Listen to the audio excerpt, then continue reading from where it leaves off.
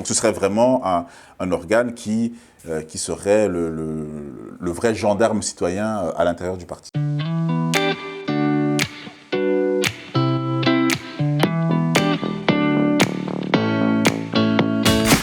Bonjour, donc je m'appelle Jean-Yves Kitoko, je suis vice-président du CDH de l'arrondissement de Bruxelles. Pour moi, le Parti du futur doit être un parti qui fait résolument confiance aux citoyens, qui veut les mettre au cœur de leurs projets, qui a aussi comme priorité de pouvoir procéder à un renouvellement constant de leur mandataire et de la vie politique, parce qu'il considérera que la politique n'est pas une carrière. L'une des premières mesures qui doit être prise vraiment par un parti qui veut s'inscrire dans le 21e siècle, ça doit être un impératif d'intégrité. Et qu'est-ce que j'entends par là?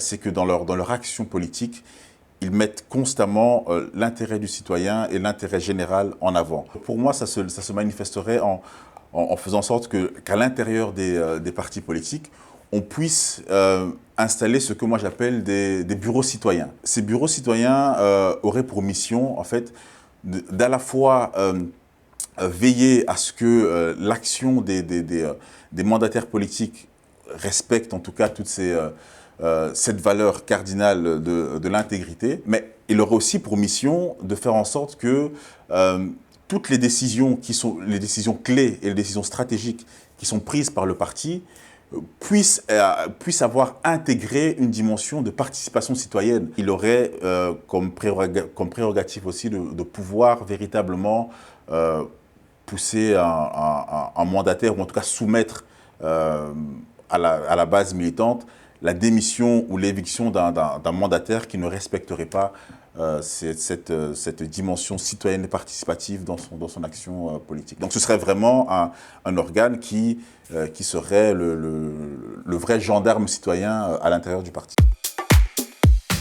Un autre point qui est extrêmement important dans ma vision du Parti du futur, c'est qu'il puisse être réellement à la fois représentatif de la société, que le personnel de ces politiques, c'est-à-dire je parle ici évidemment des mandataires, puisse être en tout cas à l'image de la société, mais surtout que la composition des élus puisse être régulièrement renouvelée. À l'avenir, on ne pourra plus considérer la politique comme étant un métier, comme étant une carrière. C'est ce qui se sent et ce qui vit aujourd'hui dans la société.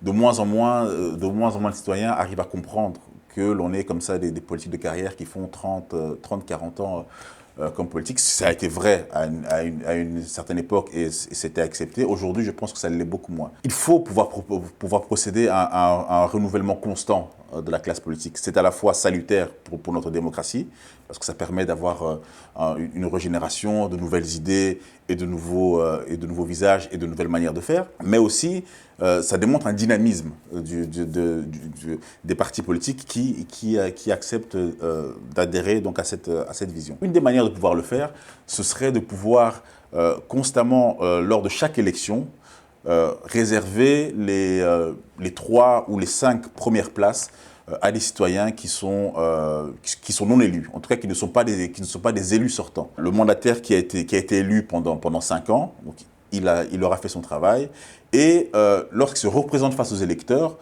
il ne se représente pas avec cet avantage, entre guillemets, d'être confortablement assis dans une place qui est directement éligible parce qu'il profiterait de l'effet de dévolution de case de tête, etc. Non, il devrait retourner auprès de l'électeur, défendre véritablement son bilan, et s'il était plébiscité, si son travail est plébiscité par les électeurs, il sera de toute façon élu par ses propres voix. Deuxième élément aussi que l'on peut amener dans cette vision, ce serait de faire en sorte aussi que les présidences de partis, puisqu'on sait aujourd'hui que la Belgique reste encore aujourd'hui une particratie, on voit le pouvoir qui est aujourd'hui dans les mains des présidents de partis. L'idée serait de faire en sorte que les présidences de partis ne puissent pas excéder 6 années. J'irais même plus loin, je défendrais l'idée que ce soit un mandat unique de 6 ans, pour pouvoir justement faire en sorte que le président nouvellement élu au sein d'un parti puisse avoir le temps de mettre en place son projet, parce que c'est vrai que parfois, si on a un mandat de 4 ans, parfois on n'a pas toujours le temps de mettre en place tout ce qu'on veut réaliser. Donc 6 années, je pense que ça le permet. Ça permettrait véritablement d'avoir un roulement à la tête des présidences de partis. Et je pense que ce serait un signal aussi positif vis-à-vis des citoyens. L'autre point qui est extrêmement important dans la construction de ce parti du futur, mais qui est évidemment aussi un enjeu de la classe politique globalement, ce serait de pouvoir dire aux citoyens, ben voilà, notre volonté en tant que parti, c'est de pouvoir représenter au mieux les citoyens, c'est de pouvoir faire en sorte que leurs paroles soient effectivement entendues, c'est de pouvoir renouveler régulièrement la classe politique pour démontrer son dynamisme, mais pour que tout ça puisse se faire, ça doit aussi se faire avec les citoyens et avec une forme d'adhésion des citoyens. On le voit aujourd'hui qu'au niveau local, ça devient de plus en plus difficile d'avoir des citoyens issus de la société civile, mais on a quand même des exemples qui se font. Mais on voit très bien que des citoyens acceptent de s'engager au niveau local parce que ça leur parle, c'est leur réalité de tous les jours et ils se disent « Ok, je suis prêt à me bouger pour ma réalité locale ». Mais dès qu'il s'agit d'aller à un niveau un peu plus haut et de devoir s'encarter un parti, bah, on perd la moitié, voire les 3/4. Et donc ça, c'est véritablement le signal qu'il y a une véritable crise de confiance et qu'on ne croit plus forcément à ce mode de fonctionnement-là. Et donc c'est pour ça que je pense qu'à partir du moment où on aura ces changements et qu'ils seront visibles et qu'ils seront incarnés par une réelle volonté de la classe politique de se remettre en question, on aura fait effectivement ce premier pas.